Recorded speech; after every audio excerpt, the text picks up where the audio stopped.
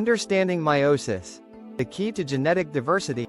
Have you ever wondered how life continues from one generation to the next?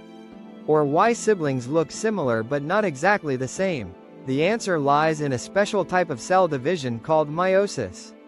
Let's dive into the fascinating world of meiosis and discover how it creates genetic diversity. Here is a human cell with chromosomes inside the nucleus. Meiosis is a process of cell division that occurs in sexually reproducing organisms. Unlike mitosis, which produces identical cells for growth and repair, meiosis creates gametes, sperm and egg cells, with half the number of chromosomes. This ensures that when fertilization occurs, the correct chromosome number is restored. The two stages of meiosis, Meiosis I and Meiosis II. Meiosis happens in two major stages, Meiosis I and Meiosis II. Let's explore each step in detail. Meiosis I: reduction division, a cell preparing for division, with homologous chromosomes pairing up.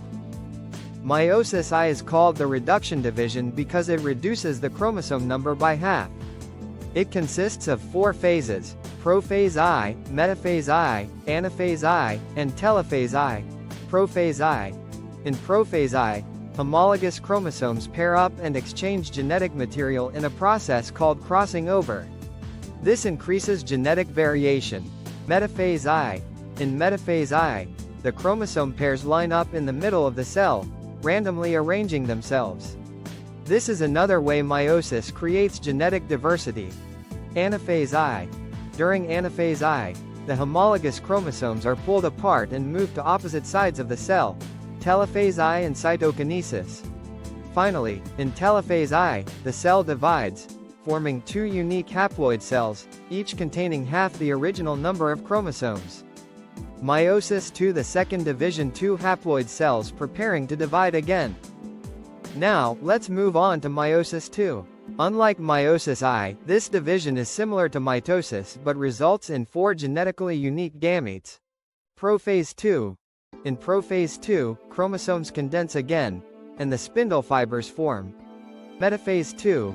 In metaphase II, chromosomes line up at the center, just like in mitosis. Anaphase II. During anaphase II, sister chromatids are separated and pulled to opposite sides of the cell. Telophase II and cytokinesis. Finally, in telophase II, the cells divide again, resulting in four genetically unique haploid gametes, sperm or egg cells. Importance of meiosis. These gametes are now ready for fertilization. When a sperm and egg unite, they restore the original chromosome number, forming a genetically unique individual.